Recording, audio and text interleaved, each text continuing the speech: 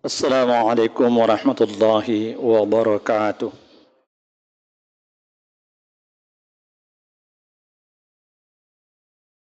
Alhamdulillah alladzi an'amana bi ni'matil iman wal islam.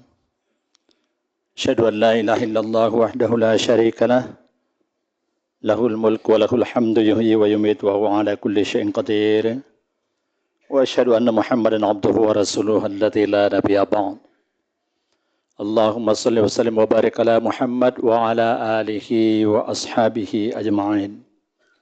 Amma ba'du fa ya ibadallah أوصيكم وإياي بتقوى الله فقد فاز المتقون وقال الله تعالى في كتاب الكريم أعوذ بالله السميع العليم من الشيطان الرجيم بسم الله الرحمن الرحيم يا أيها الذين آمنوا كتب عليكم الصيام كما كتب على الذين من قبلكم لعلكم تتقون أما بعد جماعة جمعة رحمكم الله.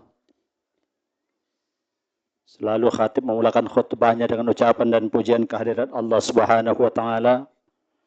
Lalu kemudian bersyahadat, berselawat dan pada akhirnya berwasiat kepada dirinya sendiri dan seterusnya kepada para jamaah agar marilah kita meningkatkan ketakwaan kita kepada Allah Subhanahu wa taala dengan usaha yang sungguh-sungguh untuk itu. Saudaraku, saat sekarang kita sudah memasuki Ramadan. Dan Rasulullah berkata,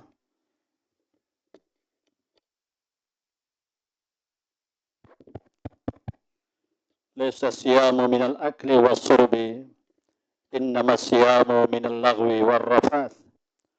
Puasa itu bukan sekedar menahan diri dari makan dan minum, tetapi puasa adalah menahan diri dari perkataan sia-sia dan perbuatan keji. Hadis ini diriwayatkan oleh Al-Baihaqi. Dan Rasulullah juga bersabda, "Fa idza kana yaumu shaumi ahadikum fala yarfuth wala yaskhab." Jika salah seorang di antara kalian berpuasa, maka janganlah berkata keji dan jangan berbuat bodoh.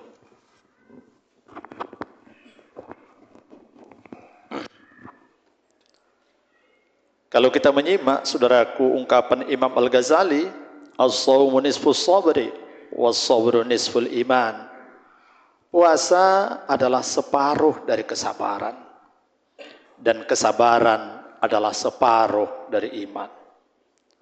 Dari semua penjelasan ini, saudaraku, itu berarti puasa dalam Islam tidak dimaknai sekedar menahan lapar dan haus, melainkan ia adalah latihan spiritual yang menyeluruh, yang mencakup pengendalian. Pertama, pengendalian fisik berupa tidak makan dan tidak minum saat mampu. Dan ini level yang paling dasar.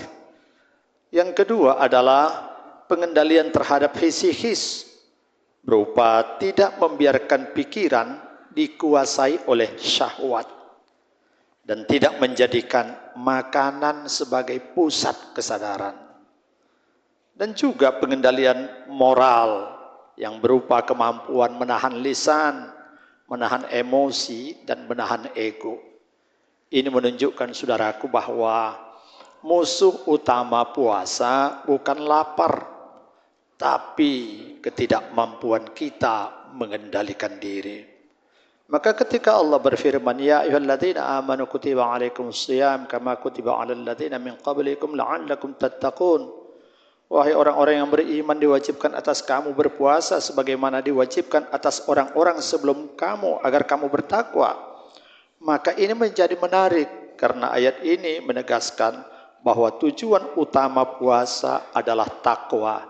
Inilah satu ayat yang menghubungkan ketika ayat-ayat membicarakan tentang takwa, mengakhirinya dengan wa ulaika humul muttaqun, wa ulaika humul muttaqin. Misalnya orang-orang yang bertakwa tanpa menyebut salah satu bentuk ibadah, tetapi ini spesifik, dia menyebut puasa.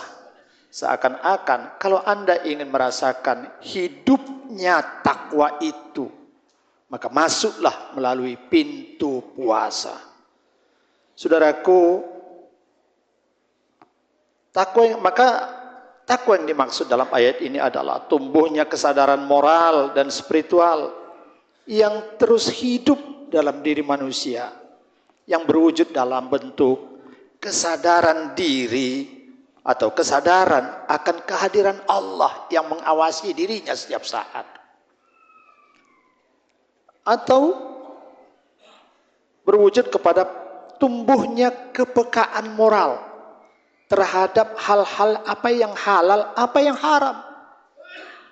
Lalu di dua hal tersebut maka kemudian lahir pengendalian diri bukan saja terhadap yang haram, bahkan terhadap yang haram pun, terhadap yang halal pun dia memiliki kemampuan kendali.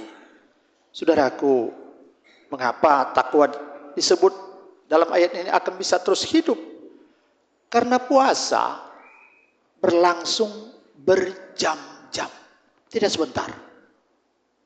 Bukan hanya berjam-jam, berhari-hari, mungkin 29, mungkin 30 hari. Dan menuntut kesadaran yang dijaga bukan hanya pada niat awal, tetapi sepanjang dia melakoni puasanya tersebut. Saudaraku, takwa dalam puasa bukan letupan emosional religius, melainkan latihan berkelanjutan kesadaran. Yakni kesadaran apa? Yang kita sebutkan tadi, kesadaran akan kehadiran Allah atau muraqabah, kepekaan moral terhadap yang halal dan haram, dan pengendalian diri atas bahkan yang halal sekalipun. Itulah sebabnya saudaraku, para ulama mengatakan puasa itu adalah madrasah takwa. Bukan karena lapar, tapi karena kesadaran akan Allah dipaksa tetap menyala di tengah dorongan biologis yang paling dasar sekalipun. Saudaraku, apa pentingnya puasa kita sekarang? Tentunya Islam ini adalah ajaran yang membuat dalam setiap zaman dia memiliki kemampuan adaptif untuk ikut berkontribusi merubah keadaan itu. Apa urgensi puasa kita di era sekarang ini yang disebut dengan era disrupsi atau katakanlah era kekinian, di mana kita hidup di bawah keadaan yang misalnya seperti digitalisasi hampir di semua aspek kehidupan. Kita hidup di tengah perubahan yang cepat, yang seringkali melampaui kesiapan mental dan etika manusia. Meningkatnya budaya instan, konsumtif dan individualistik. Dan melemahnya kontrol diri akibat informasi dan stimulasi digital. Semua ini melahirkan budaya instan dan impulsif, dorongan-dorongan sesaat. Semua fenomena ini mengakibatkan terjadinya krisis makna, krisis spiritual, dan krisis etika. Apa itu saudaraku budaya instan? Ya, dalam hidup sekarang ini orang menginginkan hasil cepat. Proses harus singkat. Usaha maunya minimal, tetapi kepuasan harus segera. Inilah generasi Z yang sekarang. Dalam budaya ini, menunggu adalah penderitaan. Proses dianggap beban. Dan penundaan dianggap kegagalan. Nah, contoh konkret budaya instan, saudaraku, dalam konteks makanan misalnya, ingin cepat kenyang. Bukan makan yang sehat atau berkah. Ya. Informasi instan, ingin tahu cepat, tanpa merasa perlu verifikasi akan kebenarannya. Atau ibadah instan, ingin pahala besar tapi kosong dalam penjiwaan terhadap ibadah yang tengah dilakukan. Dan kebahagiaan instan, mengejar sensasi bukan makna. Sebentar dia foto dirinya, lantas kemudian upload. Gua lagi pusing nih, hari begini juga belum bisa tidur. Memang siapa yang peduli Anda mau tidur atau tidak? Begitulah hidup yang terjadi sekarang ini, saudaraku.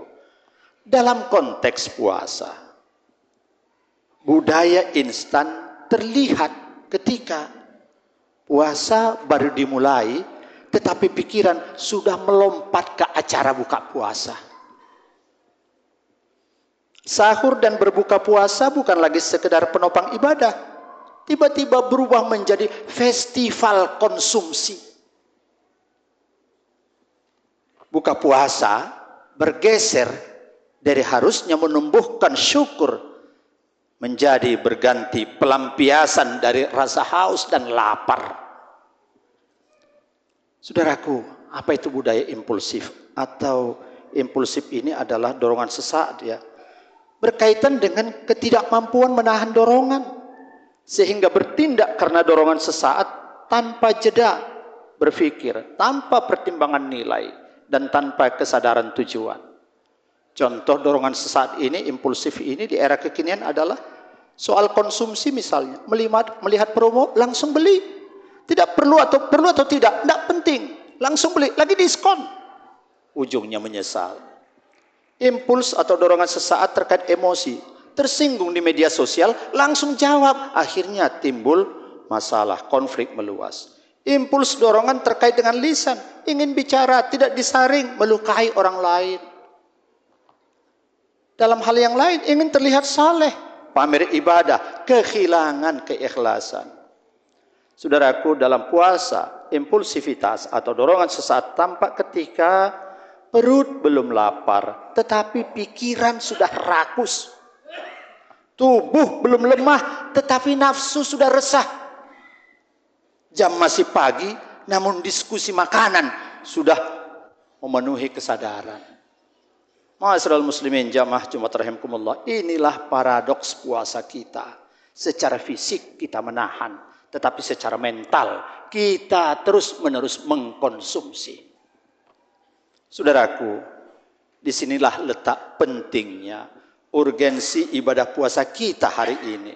Semoga Allah memberikan kekuatan kepada kita agar latihan puasa kita ini dapat mencapai tujuan utama puasa itu, yaitu takwa. Apa itu? Kesadaran moral dan spiritual yang berwujud dalam bentuk kesadaran akan kehadiran Allah, kepekaan moral terhadap yang halal dan haram, dan pengendalian diri bahkan atas yang halal sekalipun, yang terus hidup dalam diri kita.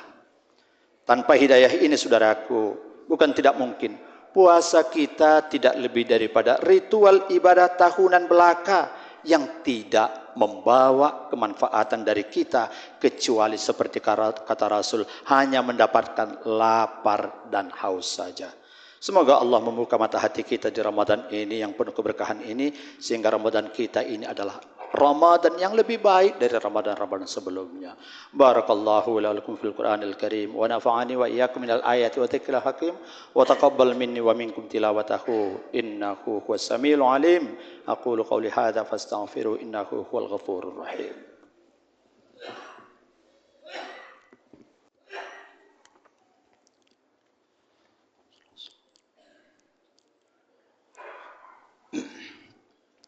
Alhamdulillahirabbil alamin wa la aqibatu lil muttaqin wa la udwana illa 'alal zalimin. Asyhadu an la ilaha illallah wahdahu la syarikalah wa asyhadu anna Muhammadan abduhu wa rasuluh la nabiyya ba'da. Allahumma shalli wa sallim wa barik ala Muhammad wa ala alihi wa ashabihi ajma'in. Amma ba'du fa ya ibadallah ittaqullaha haqqa tuqatih wa la tamutunna illa wa antum muslimun. Saudaraku, ketika era disrupsi atau era kekinian telah melahirkan budaya instan dan impulsif, maka puasa hadir sebagai counter attack, serangan balik atas dampak yang ditimbulkan dari budaya instan dan impulsif itu, melalui latihan membangun kebiasaan yang dilakukan secara sadar dan konsisten untuk senantiasa terhubung dengan Allah dan memperkuat kebatinannya. Saudaraku, puasa bukan sekedar ibadah musiman, tetapi program pelatihan jiwa. Apa yang dilatih oleh puasa? Pertama, dia menunda kepuasan. Puasa mengajarkan, aku bisa menunda untuk memakan yang halal. Apa rumitnya bagiku untuk tidak memakan yang halal, yang haram? Yang halal saja mampu. Saudaraku, ini penting. Ketika budaya instan mengajarkan kita, menghantarkan kita kepada kerakusan. Sekarang mallnya ada di HP. Apa yang Anda inginkan semuanya ada. Puasa ini mudah-mudahan akan mengingatkan kita tentang itu. bahwa yang halal pun kita mampu menahan diri. Konon lagi hal-hal yang tidak perlu atau yang hal-hal yang tidak membawa manfaat. Ini sangat penting saudaraku di era instan di mana semua ingin sekarang juga. Yang kedua, mengembalikan kendali kepada akal dan ruh. Puasa memindahkan kepemimpinan diri dari perut ke akal, dari nafsu ke ruh. Karena itulah Nabi bersabda saudaraku, as-siyamu junnah. Puasa itu adalah perisai. Hadis ini diriwayatkan oleh Bukhari dan Muslim. Perisai dari apa? Dari ledakan impuls, ledakan dorongan-dorongan sesaat yang bukan hanya berasal dari rasa lapar. Marilah saudaraku kita jadikan puasa ini sebagai kontra budaya era kekinian.